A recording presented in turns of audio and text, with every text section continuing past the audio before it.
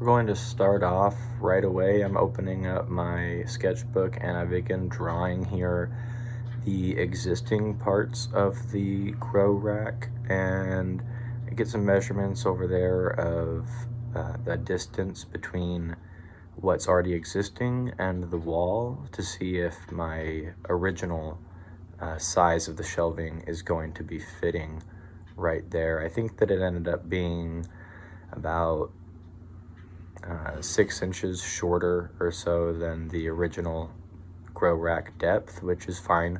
I wanted to still have room for our coffee table or tea table in there without it being too squished to walk around to take care of the garden. And so the shelf for the third section here ends up being a little bit shorter.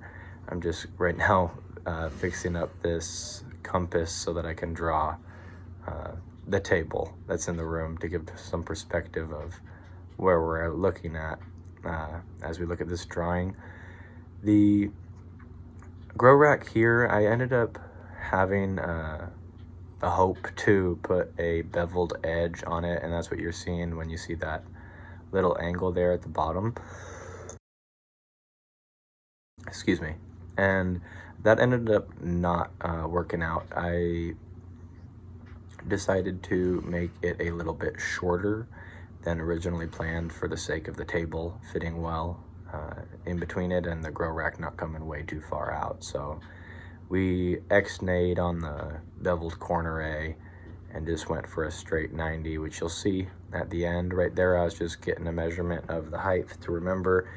That is 30 inches off the floor to the bottom of the plywood. Here I'm on the next page. If you saw that where I drew all those lines, I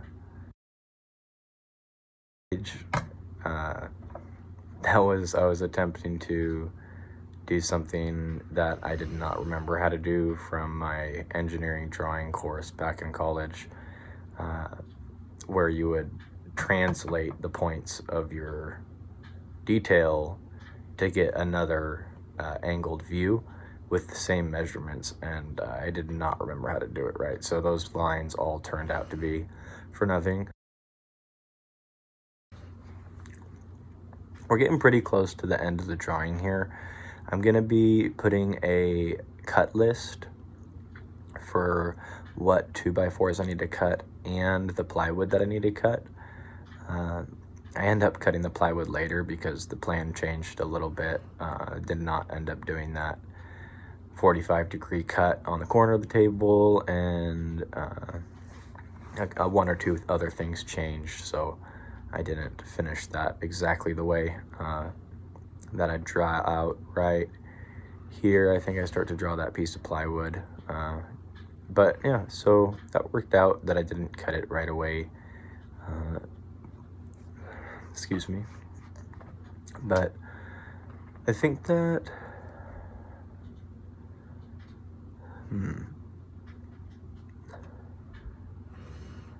oh, you see me looking at the ruler a little bit. I'm just figuring out whether it's the architectural or engineering ruler. I wanted the one that had the tenths so I could measure out a little bit more accurately. But there's the cut list, and I'm taking the 2x4s all and trying to get all the cuts done at once because I don't like going in and out. It was getting dark out, so I didn't want to mess with that. And I just wanted to have it all cut. The goal there is to be able to make a kit or an instruction page where you're able to just see what you need, what pieces you need, how long a piece is, and how many at each. But that's a challenge to be able to plan something out perfectly in a small amount of time and not have any recuts or forgotten parts. Like I ended up not doing the parts that they were the 21-inch sections that go, oh, there's Olive. Hey, kitty. They were the 21-inch sections that ended up being where the plywood sat on, and the same size piece where the go ahead, where the light hung from, and so I had to go back out and cut some of those. I don't think you see that part in the video. I was listening to the book of Nehemiah when I was building this. I ended up listening to the whole thing. I really like that when it comes to building. He pretty much just writes all about his experiences rebuilding the walls at Jerusalem. And so that's just, it's like, build it, strengthen your hands, build it type of vibe. But I'm about to start putting up the first piece. It looks like I'm explaining things right here, just, you know, lots of hand signals, and not realizing that future me is not going to use that audio. But I go and I put it up there, and I end up having to secure it with 1 or 2 screws to get it to stay. And if you go back and you watch the first grow rack video, you'll notice, hopefully, that, well, maybe hopefully not, but the room was a mess. And I built you can see it right now, I built the 2 big sections on the right and the left, no, on the front and the back of the main section against the back wall, and then I had to put them up and try to set them, but I built one backwards against the wall, and I had to bring it out into the room and then flip it around, so that was ridiculous. But this one ended up being a lot easier to assemble. Please excuse my my cold here. But once I got up this first piece, this first side, it was pretty easy. I think I ended up building a little stilt. Yeah, I think that's what that is right there. That's just a temporary piece I'm using to hold it up because Laura was busy being awesome over here in this room, most likely. Or she was cooking something, I don't remember. No, she made something that night. Because I came home from work this night, and I just went straight into the grow room and started working on this. I had drawn it, that drawing video was a few nights previous to this building. But I got most of this built in one evening. I think all of the original files, the video files, was close to 5 hours between the drawing, planning, and all of the cutting, and then the assembling. And I didn't really do much off of camera, so it was probably about 5 to 5.5 hours of actual work to build this thing. So now I got both sides up. I think that one of my original plans was to have, in that corner on my left there, I was gonna have the plywood go out into that corner, and then I thought about having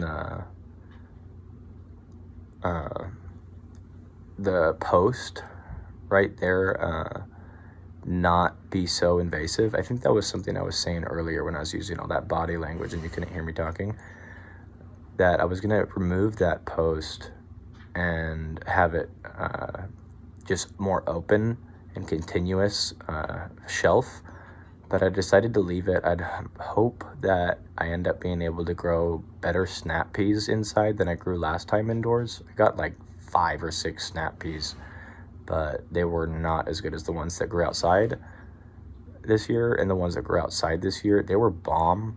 They just didn't live that long. So I ended up changing that bed into something else. But I'm hoping I can get some bush beans or some snap peas to grow up that kind of obtrusive seeming corner right there.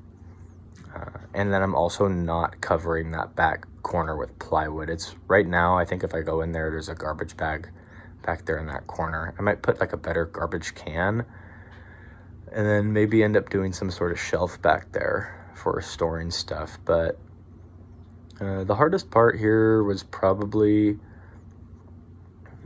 getting up on these little stools, but they're actually pretty nice. I didn't stand on the 2x4s of these ones as much as I did when I was building the other one. I put the 2x4, these long ones, the ones you see that I'm screwing into right there, those ones I ended up toenailing in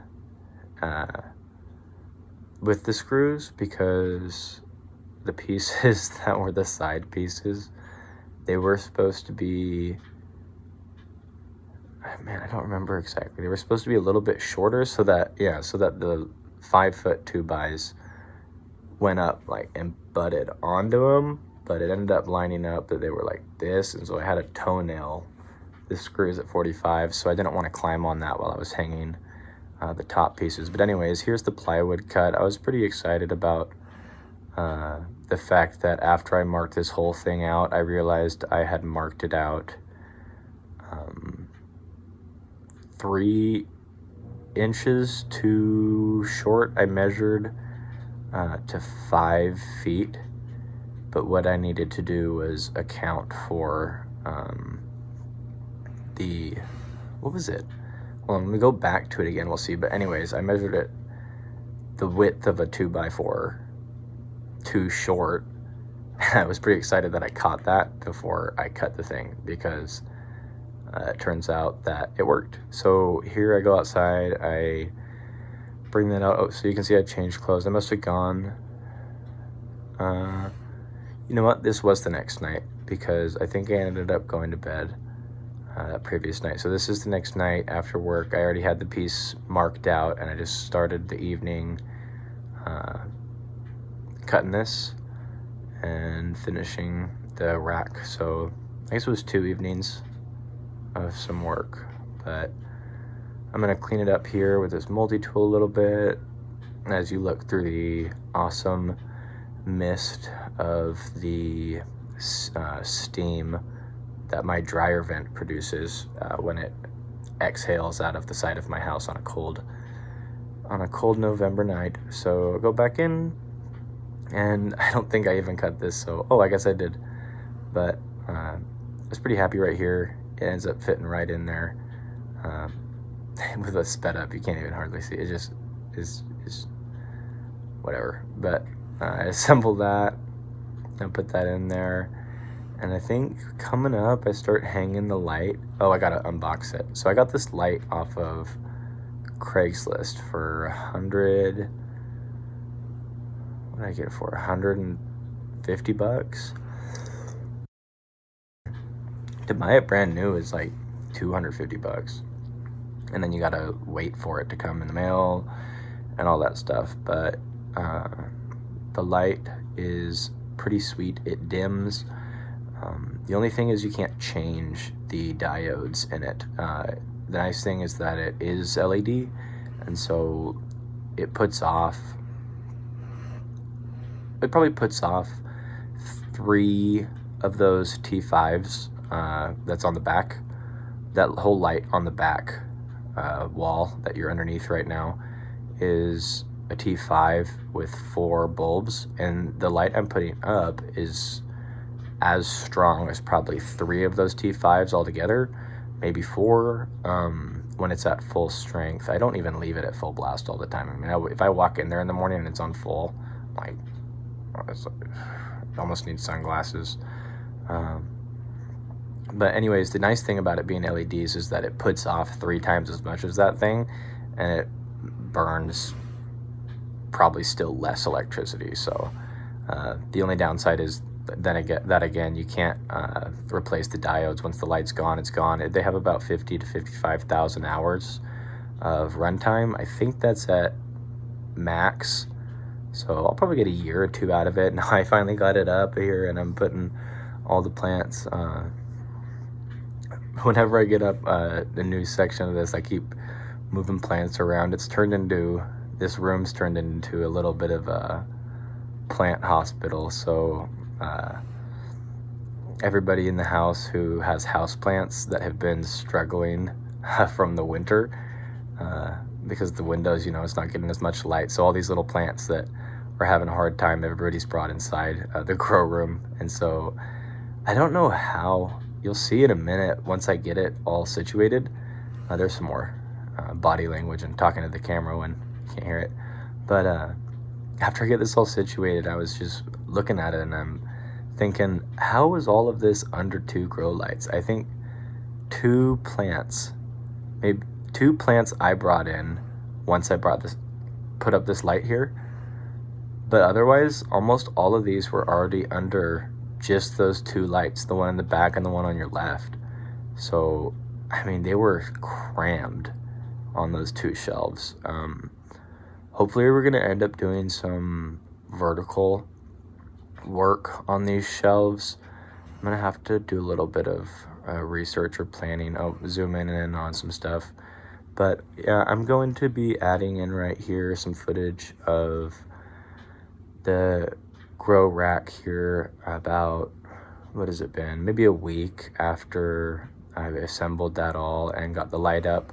And you should be seeing now some video footage of what the shelf looks like with a week of time passing by and me deciding what plants are on there. I've put a little paint rack to elevate some of these succulents and let some of the light go through below. So that's a little bit of vertical gardening.